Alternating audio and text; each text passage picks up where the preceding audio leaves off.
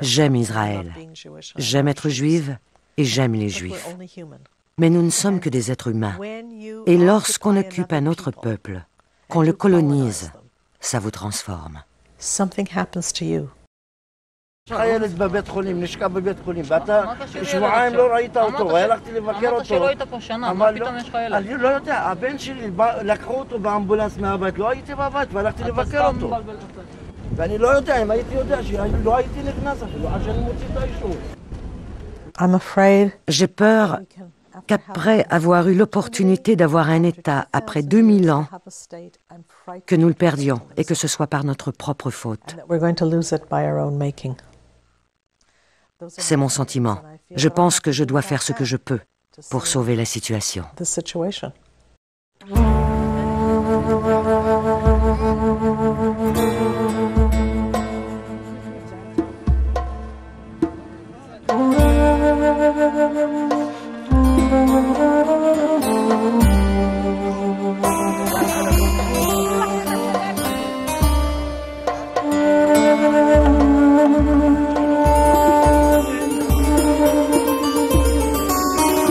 What's the point? What's the point? This is the point.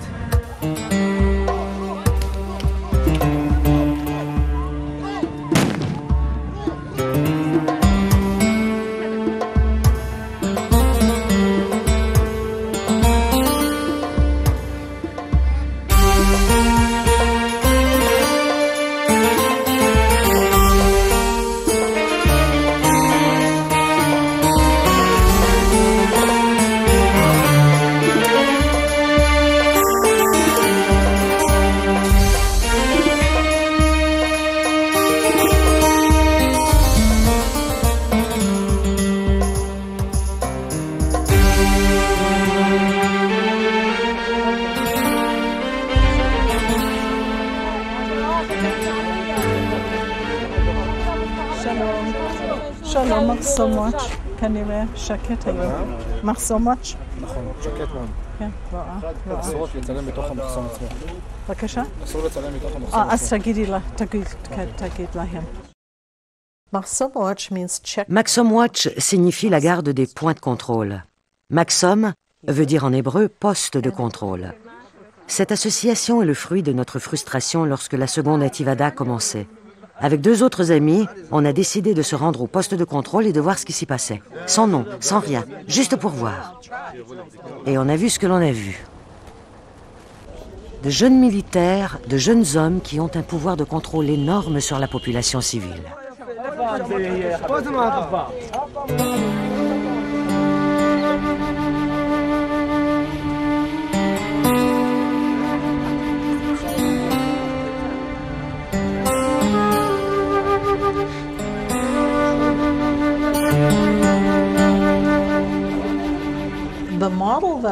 Ce que j'essaye de faire et que j'ai mis en place avec d'autres, c'est d'agir comme témoin. Il faut apprendre à y aller et à vraiment observer. On n'est pas toujours là pour résoudre des problèmes, parce qu'on ne peut pas résoudre grand-chose, mais surtout pour voir et ça apprend à regarder. On doit pouvoir voir si les soldats sont simplement debout ou si leurs armes sont braquées, et on ne peut pas se mêler de leur affaire rapidement non plus. Il faut comprendre comment ils se comportent avant d'y aller. Voir s'ils laissent passer des gens ou s'ils discutent et voir comment ils parlent aux gens. Et il faut voir tout ça avant que notre présence n'affecte quoi que ce soit. Parce que notre présence fait de l'effet.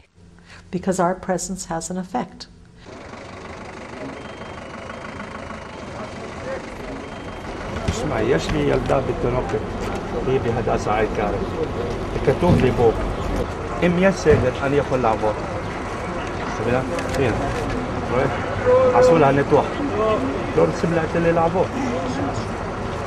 هنا كرتيش هذا سبب طول يعني צריך יושן שם אבל לא שם אני לא מכיר אותו, לא יודע. אבל יש לו נייר. אז מוכנה בבקשה, נפלה לי באמצע העבודה.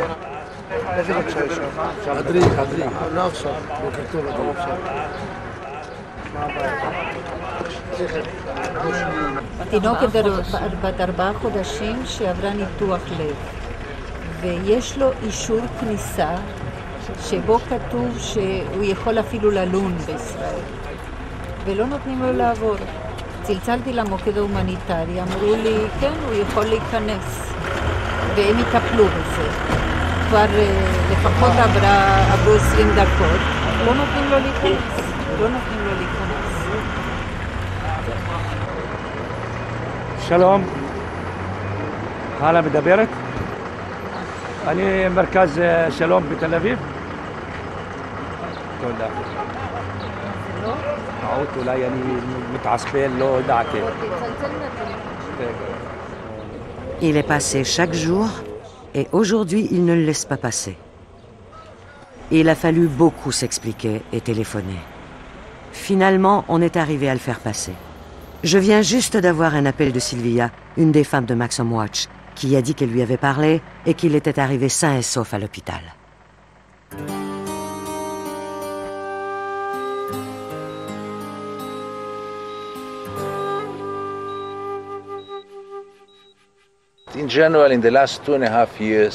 En général, depuis 2 ans et demi, les Israéliens voient de moins en moins ce qui se passe de l'autre côté.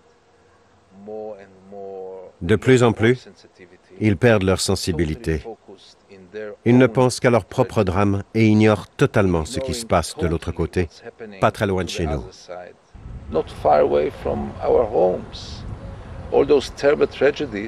Tous ces gestes horribles ont lieu à 1 demi-heure de nos cafés, à 1 heure de nos clubs. Les gens ont faim, ils sont en prison, ils se lèvent le matin sans savoir pourquoi. Et malheureusement, la plupart des Israéliens s'en foutent.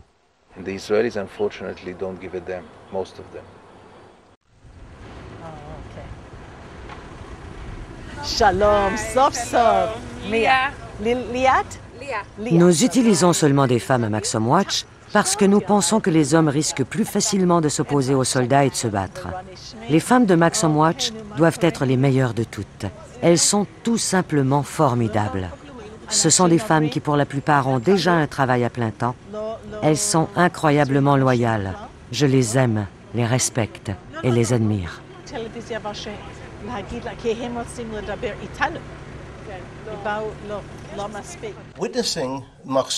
J'ai vu récemment les gens de Maximum Watch à 5h30 du matin à un poste de contrôle très sensible. Ils criaient sur les soldats et rassuraient les Arabes en leur disant qu'ils allaient passer quoi qu'il arrive. Cette attitude encourage le meurtre par préméditation. Maximum Watch incite au meurtre prémédité et ce n'est pas une organisation professionnelle reconnue. Il est très clair maintenant que Maximum Watch fait l'objet d'une importante enquête de police et de sûreté. Je pense que les membres de Maximum Watch auront le droit à un procès équitable quand leur procès aura lieu. Et je serai là pour en assurer la couverture. Nous savons que des choses terribles arrivent au poste de contrôle. On le sait parce qu'il y a eu des rapports. Il y a eu aussi des dossiers judiciaires et des peines ont été réclamées à l'encontre de certains soldats. Des gens ont été tués par les soldats, d'autres battus à mort, des personnes ont été agressées sexuellement, et même, on peut le dire, violées, pas avec des parties du corps, mais avec des armes. On sait que beaucoup ont été battus violemment au poste de contrôle. On sait aussi que des femmes ont accouché au poste et ont perdu leur enfant parce qu'elles n'ont pas eu le droit de passer pour aller voir un docteur.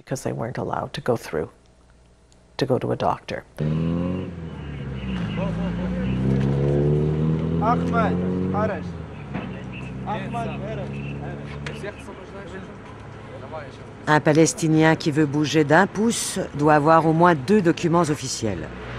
S'il a un passeport orange ouvert, il doit aussi avoir une autorisation de passer les postes de contrôle. Il a besoin de cette autorisation, même pour circuler dans son village, s'il y a un poste au milieu. Et il peut y en avoir un.